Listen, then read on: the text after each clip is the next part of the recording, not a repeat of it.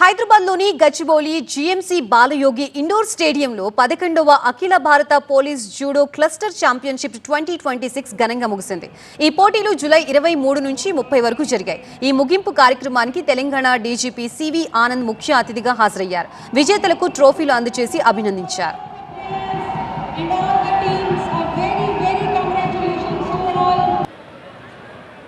Up next is Karate Women winner team. దేశవ్యాప్తంగా 36 పోలీసుల సంస్థల నుంచి 1600 మందికి పైగా క్రీడాకారులు ఇందులో పాల్గొన్నారు. ఈ టోర్నీలో మొత్తం 470 పతకాలను ప్రదానం చేశారు. ఓవరాల్ పాయింట్ల పట్టికలో సశస్త్ర సీమాబల్ 203 పాయింట్స్తో ఛాంపియన్గా నిలిచింది. సిఐఎస్ఎఫ్ 198 పాయింట్స్తో రన్నరప్గా నిలవగా ఐటీబీపీ 139 పాయింట్స్తో మూడో స్థానాన్ని దక్కించుకుంది. క్రీడలు పోలీస్ బలగాల మధ్య ఐక్యతని, క్రీడా స్ఫూర్తిని పెంపొందిస్తాయని డీజీపీ సివి ఆనంద్ తెలిపారు.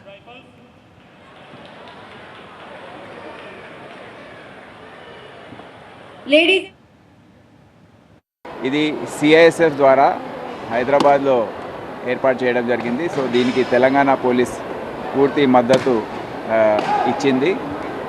వాళ్ళ దాదాపు 1600 మంది క్రీడాకారులు విమెన్ అండ్ మెన్ విభాగాల్లో దేశవ్యాప్తంగా 36 పోలీస్ ఫోర్సెస్ ఏవైతే ఉన్నాయో రాష్ట్ర క్రీడాకారులు, అదే కాకుండా సెంట్రల్ పారామిలిటరీ ఫోర్సెస్ చెందిన టీమ్స్ అవన్నీ కూడా దాదాపు వారం రోజుల పాటు ఇక్కడ వచ్చి ఉన్నారు. క్రీడలు అనేది చాలా చాలా ముఖ్యం.